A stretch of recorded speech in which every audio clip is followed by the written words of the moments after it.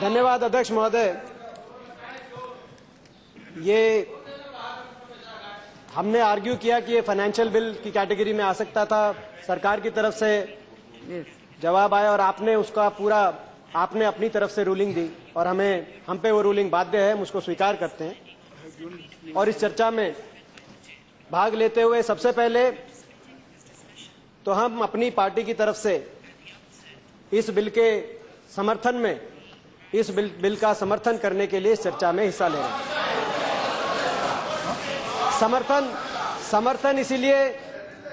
समर्थन इसीलिए कि हम नहीं चाहते कि कल को सरकार ये कहे कि लोगों के 15 लाख काले धन के बीच में और सरकार के बीच में विपक्ष खड़ा है। मगर हम समर्थन करने के साथ साथ सरकार को जरूर सचेतना चाहते हैं। कुछ संशय हमारे इस बिल को लेके। First of all ma'am, we do not think that this bill is going to be effective enough to get back substantial black money into the country as is promised. That's our first fear about this bill. Secondly, we feel that it has no provision whatsoever to ensure that the black money that we get out back in our country is actually sent to the accounts of the citizens, as was the poll promise of the Bharatiya Janata Party. Thirdly, we fear that this bill will lead to a lot of hardships on many tax-paying, law-abiding, innocent, unsuspecting residents and citizens of our country. And I will, during the course of my deliberation, talk about in detail each one of these points. The political background of it, ma'am. On November 6, 2014, Honorable Finance Minister in Rajya Sabha said that let's not make black money a NDA versus UPA issue. In fact, he carried on that speech in the House that we saw. We debated GST recently when he beseeched upon the House to rise above the partisan lines and to support GST in unison. Now, if I may ask, while he's asking us to rise above the partisan lines, who's doing the politicking? Which party opposed the GST when they were in opposition and now they are championing it? Which party opposed the civil nuclear deal while they were in opposition? Now they are championing it. Which party opposed insurance while they were in opposition? Now they are championing it. And which party, in fact, one bill that they supported while they were in opposition was land acquisition bill, our land acquisition bill. Now they are bringing their own version and opposing our version. So his argument seems to be, you rise above the partisan political lines, you rise above the partisan lines and support our bills, while we will leave no opportunity to sink beneath the partisan opportunism and political opportunism and score our points. Who made it a NDA versus UPA issue? ये इसमें कोई संशय नहीं कि इसमें कोई किसी बात को संदेह नहीं होना चाहिए। पूरे देश में, पूरी दुनिया में काला धन को लेके एक बहुत चिंता है सबके दिमाग में, एक बड़ा मुद्दा है। हम भी चाहते हैं, सारा देश चाहता है कि काला धन वापस आए। मगर इस इशू को वित्त मंत्री ने तो कह दिया राज्यसभा में, जब उनसे पूछा गया 15 लाख का क्या हुआ, कि इसको यूपीए और एनडीए का इशू ना देखा जाए। मगर इस मुद्दे को राजनीतिक मुद्दा का रूप किसने दिया? बहुत लंबे समय से भारतीय जनता पार्टी, मैं कहना चाहता हूं, मार्च 31, 2009, सबसे पहले अडवाणी जी, आदरणीय अडवाणी जी बैठे हैं, हम उनकी बहुत इज्जत करते हैं। उन्होंने उड़ीसा में कहा, खरियार उड़ीसा के अंदर, मार्च 31, 2009, पिछले आम चुनाव के समय, कि 25 लाख करोड़ काला धन, उनकी जानकारी है कि 25 लाख करोड़ काला धन विदेशों के अंदर है। और अगर वापस आ गया, उन्होंने कहा, तो 4 करोड़ हर गांव के बाटे आएगा, हर गांव के बाटे 4 करोड़। ये 2009 के चुनाव से पहले कहा। उसके बाद अडवाणी जी की 38 दिन की जनचेतना यात्रा हुई 2011 में लोकसभा के अंदर। इसी लोकसभा के अंदर एडजर्नमेंट मोशन भी आया। हम उस एडजर्नमेंट मोशन की मैं अडवाणी जी की भी बात सुनी, प्रणब मुखर्जी जी का भी जवाब हमने उस एडजर्नमेंट मोशन में सुना। बीजेपी ने एक टैक्स फोर्स बनाई, गुरुमूर्ति जी जो हमारे एनएसए आजकल, अजीत डोवल जी वो उसके अंदर सदस्य थे, महेश जेठमलानी जी, उन्होंने एस्टिमेट लगाया अपने काले धन का और कहा कि इस पे now the issue is settled. BJP की टास्क फोर्स ने कहा issue is settled, the number of amount of black money abroad is 30 lakh crore is a settled number. $500 billion is the black money it's a settled issue. भाई ये आखिरी figure, मगर वो आखिरी figure नहीं थी, वो आखिरी फिगर नहीं थी। उसके बाद भी और बात बढ़ाई। राजनाथ सिंह जी ने 17 अप्रैल 2013 में लखनऊ में राजनाथ सिंह जी ने कहा कि 150 दिन के अंदर काला धन वापस ले जाएंगे। बाबा रामदेव जी ने कहा कि 500 लाख करोड़ काला धन अगस्त 9 में। आखिर में इन सब बातों का निष्कर्ष मोदी जी ने निकाला, और मोदी जी ने कांकेर में 7 नवंबर 2013 कहा कि भाई इतना काला धन है कि वापस आ गया तो हर के बाटे में 15-20 लाख, 15 से लेकर 20 लाख हर के बाटे में आ जाएगा। ये निष्कर्ष उन्होंने निकाला। मगर कितना काला धन? अब 1 साल से इनकी सरकार है। पिछले हफ्ते राज्यसभा में जवाब एक सवाल, एक ओरल एक सवाल आया राज्यसभा के अंदर, उसका जवाब वित्त मंत्रालय की तरफ से मिला। और क्या जवाब मिला? 1 साल के बाद जब आप लोगों ने अलग अलग ये सारी बात, इतने लाख करोड़ काला धन है, इतने लाख करोड़ काला धन है, 1 साल की सरकार के बाद इस सरकार से जवाब आया है, there is no official estimation regarding the amount of black money generated in the country. This is a written statement. 5 मई 2015 को पिछले हफ्ते राज्यसभा में वित्त मंत्रालय की तरफ से ये एक स्टेटमेंट आई कि अभी कोई अनुमान ही नहीं है। और उसके साथ साथ आई कि 3 गवर्नमेंट की agencies, NIPFB, national institute of public finance and policy, national council of applied economic research और national institute of financial management की 3 इन एजेंसीज को, गवर्नमेंट के जो थिंक टैंक हैं, इनको लगाया गया है। 2012 से लगाया गया, यानी कि यूपीए ने लगाया था। आपकी सरकार ने जवाब दिया कि 2012 से 3 थिंक टैंक को लगाया गया है काला धन का आकलन करने, और उनकी रिपोर्ट आ गई है, और उनकी रिपोर्ट सरकार के पास आ गई है, और उस रिपोर्ट को सरकार दिखवा रही है। और दिखवाने के बाद कहेगी, दिखवाने की क्या बात है? मैं मांग करना चाहता हूं अपने दल की तरफ से, आप लोगों ने पिछले इतने वर्ष से कभी 25 लाख करोड़ कहा, कभी 30 लाख करोड़ कहा, कभी 500 लाख करोड़ कहा, कभी 15 लाख हर आदमी के बाटे कहा, कहीं 4 करोड़ हर गांव के बाटे कहा। आज आपके पास रिपोर्ट आ गई है, जो जानकारी हमने जिसकी शुरुआत करी थी, जब उस सरकारी आंकड़ा आपके पास आ गया है, उसको सार्वजनिक करिए रिपोर्ट को। उसको दिखवाने की क्या बात है? सार्वजनिक करने की मांग आज हम करना चाहते हैं आपसे। जहां तक इस बिल की बात है, detail as far as this bill is concerned, now let me spend a little bit of time in analyzing in detail this particular bill. Now let me go straight to the heart of the matter. The heart of this bill is the stringent punitive actions. The heart of this bill is the stringent punitive action that it seeks to impose upon all those who have black money, all those who are unearthed as having black money. But it begs a point. How is this different from the Income Tax Act of 1961? The finance minister just explained how this is the first time so many things are happening in this bill. Is it so? Ma'am, if we look at the statute by statute of this bill, article by article, clause by clause, actually it is not that different from the income tax in certain senses. Now the Income Tax Act of, if I am wrong anywhere, I can be corrected. Income Tax Act of 1961 already requires Indian tax residents to disclose their global incomes. Indian income as well as foreign income is already there in the statutes, and pay due tax on it. That's number one. How much tax? The rate of tax is same for both categories, domestic as well as foreign income. The rate of tax is same, 30%, and this bill also proposes 30%. So there is no difference. Requirement to mandatory disclose foreign assets, as in foreign bank accounts, etc., has been added to the income tax return from 2013. So already income tax for the last 2-3 years under the UPA this was added. You already have to disclose your foreign bank accounts. So there is nothing new in that provision as well. Now, what about the stringent punitive and stringent penal action that this bill, and the media has been talking about and hailing is a certain new thing which has come up. Now, concealment of taxable income, if I may inform the House, including any foreign income. So concealment of taxable income, including any foreign income, already under our statutes is punishable with penalties of 300% of the tax evaded, which Finance Minister just said, and rigorous imprisonment of up to 7 years if the tax evaded is more than 25 lakhs. So already it's there in the statutes. Already 7 years rigorous imprisonment is there. What this bill seeks to do is increase the rigorous imprisonment from 7 years to 10 years. From 7 years to, I agree with that. And also make the offences non-compoundable. I agree with that. These are two minor things that the bill seeks to do.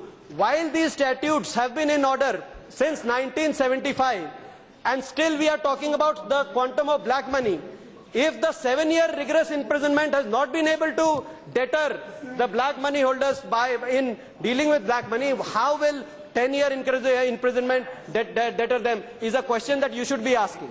The second provision of this bill, the second provision of the bill relates to the Prevention of Money Laundering Act and FEMA. Now, there are two important changes. First, concealment of foreign incomes are going to be made predicate offence under Money Laundering Act.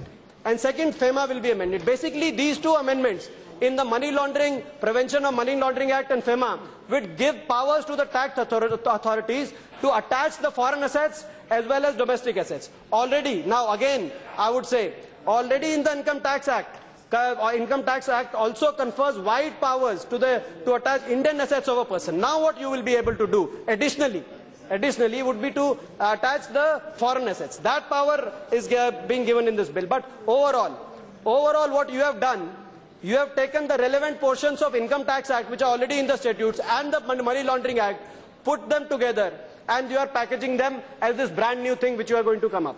But there is another aspect to this bill that I want to point out, which I would say is open to devious usage. That is amnesty. That is the aspect about 1-year window. You are not calling it amnesty, but it's a 1-year window period where the tax is 60%. Now, ma'am, we all know the history of amnesty schemes in India. Since independence, there have been 12 amnesty schemes, starting from 1949 to the last one in 1997, ma'am, which you would recall when you were also in Lok Sabha, the voluntary disclosure of income scheme, which was hailed as the very last opportunity by the tax authorities, and which also was, incidentally, the most successful one as claimed by the Income Tax Department. In that scheme, ma'am, about 4.5 lakh disclosures or declarations took place.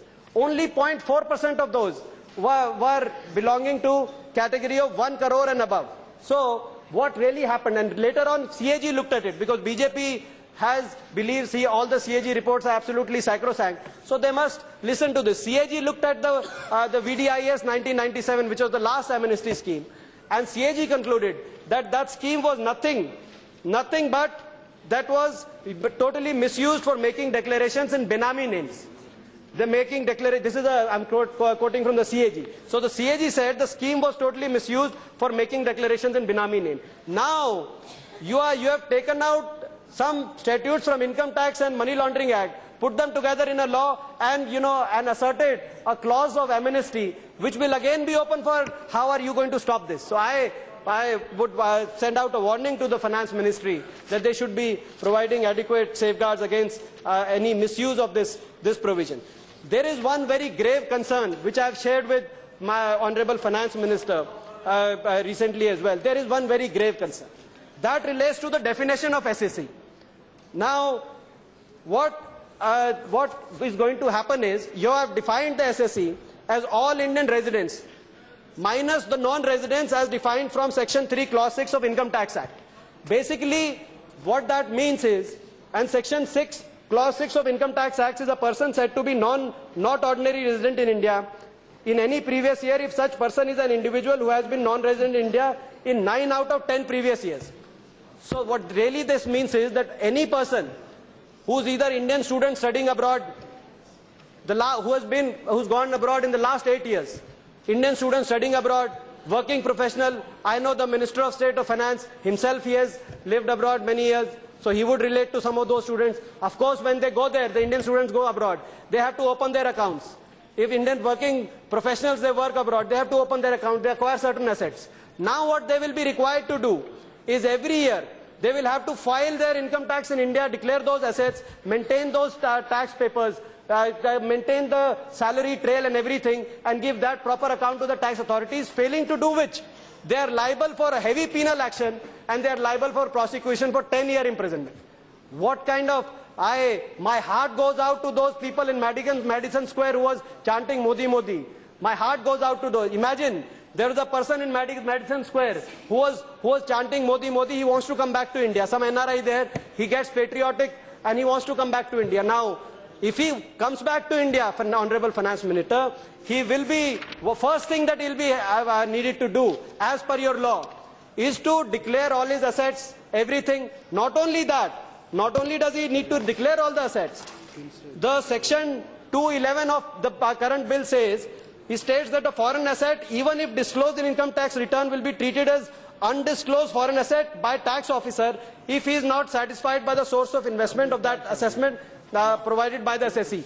And not only that, ma'am, adding to this, the tax, if the tax officer imposes penalty, assessee has no provision to seek stay and has to pay the amount. So basically, this gives unbridled power to the tax authorities to harass these Indian students who have gone to study abroad, the Indian professionals who are working abroad and have stayed there for last 8 years, and all the NRI community who, if come back, where it says, and the NRI comes back, he has to provide a proper money trail of all the assets that he has acquired over so many years abroad. And if the money, the paper trail is not properly verified by the tax authorities, imagine what will happen to that NRI. So please think about those people who are chanting Modi Modi in Madison Square.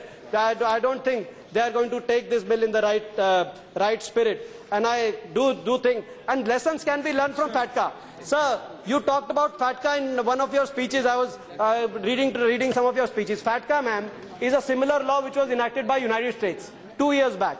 Quite similar, but it is little more stringent in some of the statutes on the FFIs, the financial institutions, because it levies 30% tax on the financial institutions also. We have not done that. I think we should consider doing that. But one of the biggest drawbacks of FATCA, which has come back to haunt US, is in last year, ma'am, and I must inform the August House, in last year, in the history of United States, maximum number of US citizens who are abroad gave up the US passport.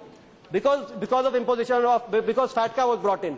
Now we have imported some of the same provisions. We have an extremely huge number of Indian diaspora. Ma'am, I have also studied abroad, so I can be at liberty to talk about them. Now we don't want our students who are studying abroad in the best universities of the world to need to come back, or we don't want to close the door on NRIs who want to give up their lives there and come back and contribute towards India. Ma'am, you know the two things. So basically, this is some of the things about but the two things that were needed to be addressed most if you are serious about getting the black money. These things relate to getting the information, as the finance minister knows, getting the information from all the different countries, and securing the evidence. These are, without getting the right information and securing the evidence, though you won't be able to do much by increasing the deterrent and increasing the threat of 10 years imprisonment, etc. This won't work. First you have to get the information. Ma'am, to get the information, few years back, ma'am, the only way to get information, the only principle that used to work was the principle of dual criminality. If the other country also thinks that it's a criminal money, drug trafficking or terrorist money, and India also thought so, we could exchange the information. Recently, in the last 7-8 years, world over, the concern for the black money, we have seen a new regime developing world over, which is exchange of tax information based on tax treaties.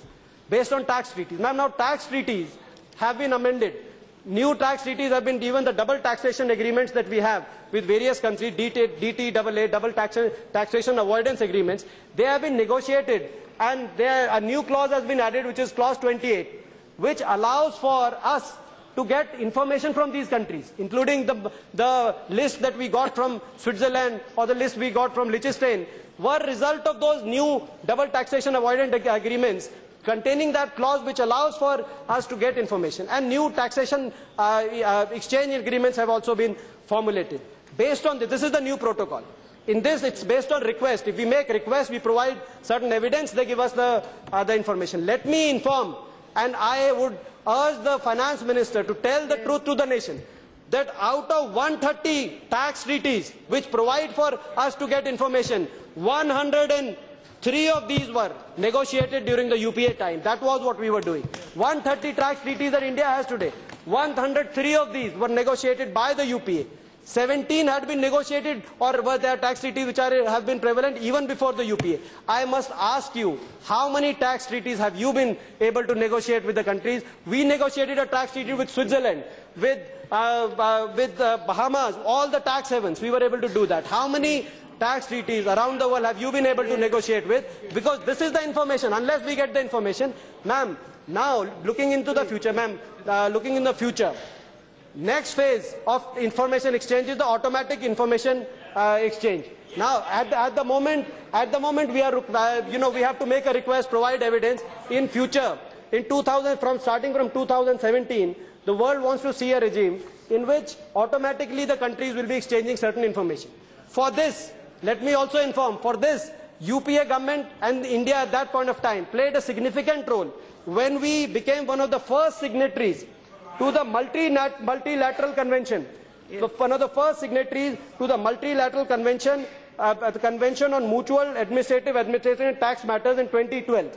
This is a very important convention, ma'am. This convention, which is being championed by both OECD and G20, we were the first country. We were the first country who raised the voice in G20 back in 2010 at Cannes, when Dr. Manmohan Singh said G20 countries should take a lead in agreeing to automatic exchange of tax-related information with each other, irrespective of artificial distinctions such as present or past, in the era to end the bank secrecy all over the world. So that is what Dr. Manmohan Singh, that was what our commitment was. Okay. And that's where the world is headed. And we led the world. At the time of the UPA, India was leading the world, and it was recognized as leading the world in that direction. What the current government has done as far as getting the tax information and securing the evidence and investigation is concerned, we created Directorate of Criminal Investigation in CBDT. It was the UPA in 2012. We created the Directorate. And what have you done? If I can have the attention of Honorable Finance Minister. Enforcement Directorate, Director Rajan Katoch, on May 1, in your presence, what did he say? When May 1 is the enforcement day, ma'am. Yes. Ma'am, I'm just concluding. Ma'am, I'm just concluding. Don't take names. May 1 is the enforcement day. Not here. Ma'am, Enforcement Directorate said the single biggest challenge for the agency, agency which will be responsible for dealing with this particular act also, is dealing with black money probe cases. Is the large number of vacancies and the steep decline in staff members during last 1 year. So on one hand, you're giving us this promise of bringing back the black money. On the other hand, ED, there's steep decline in staff members in the ED, and ED has been pleading with you. Please give us some staff members so that we can probe on cases. And they are pleading to ma'am, in conclusion, in summation, ma'am, I'm moved towards summation. BJP had no option but to bring this bill. Why I say that? Now they are championing this bill.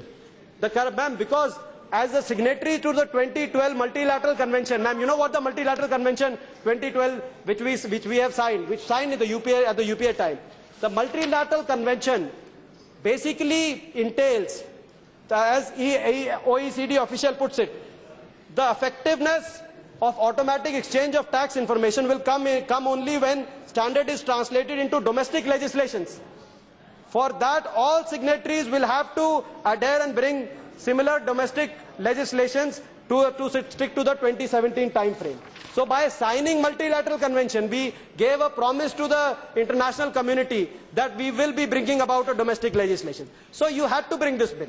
It was a bill for which UPA signed, we signed, India signed and gave a promise to the international community. You had no option but to bring this. But what did you do? It is a missed opportunity. Because what you did, you took some provisions out of the Income Tax Act. You took some provisions out of the Prevention of Money Laundering Act and the FEMA. You packaged them together. As this new bill, you increase the sentence from 7 years to 10 years to stamp this bill as if this is a new piece of legislation which only bears your stamp. And we warn you that this will not lead to any fruitful results for the country, and this will not help us bring back the black money. It will only increase hardships. What you have done is only going to increase hardships for the unsuspecting, law-abiding, tax-paying citizens of the world. Ma'am, आखिर में conclude करते समय मैं कहूँगा कि हम आज इस बिल के समर्थन में खड़े हुए हैं.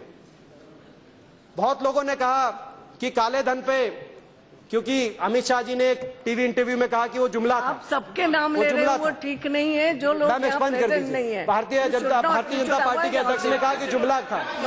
तो हमको लगा कि भाई कि मगर मैम, दिमाग तो कहता है वो ठीक कह रहे थे, मगर दिल कहता है मोदी जी ठीक कह रहे थे. वो जुमला नहीं था मैम, वो मोदी जी की जुबान थी। 15 लाख आएंगे ऐसा दिमाग कहता, दिल नहीं मान रहा। दिमाग तो कह रहा है अमित शाह जी ने जो कहा कि वो जुमला था वही ठीक है, मगर मैम ऐसा लगता है मैम बहुत हो गई मन की बात, मैम बहुत होगी मन की बात, अब करिए कुछ धन की बात। ये कहते हुए और वित्त मंत्री जी को शुभकामनाएं देते हुए कि ये ब्लैक मनी हमारे देश का काला धन वापस लेके आए और हम सबके खाते में, जो आपने 100 दिन की बात की थी, हम आपको 5 साल भी देने को तैयार हैं। 5 साल आपको जनता ने दिए, काला धन वापस आए, ऐसी बात कहते हुए हम आपका इस बिल का समर्थन करते हैं।